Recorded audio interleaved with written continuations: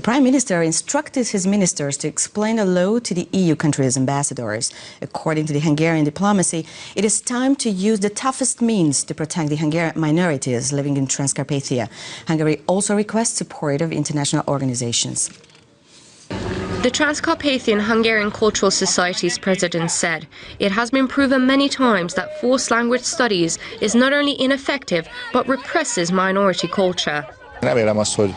I hope that the Ukrainian political leadership will come to its senses and sort out this issue, and that the president will veto and send it back for revision.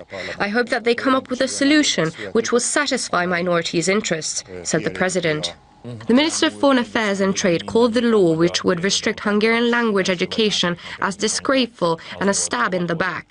Peter Szijjarto announced the time is now for Hungary to take the hardest measures possible. Yesterday we have turned to OSCE, the UN and the European Council, as well as organizations of the European Union, to help put pressure on Ukraine regarding the issue, said Peter Szijjarto. He added, the education law is not only in violation of European interests and laws, but it also clashes with Ukraine's international obligations and its own constitution. At the Strasbourg meeting of the European Parliament, László Tőkés expressed his concern as well. He stated, Ukraine is drifting further and further away from Europe. Its new law discriminates minorities, which is about 20% of its population.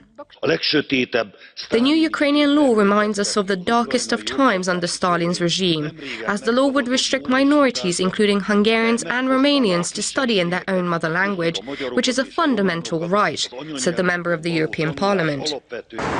Russian diplomacy has also raised its voice in displeasure. Moscow thinks that the new education law is harshest on the Russian minority group, as they have millions of Russians living there. The Foreign Ministry of Russia has urged international cooperation in order to stop the bill from being passed.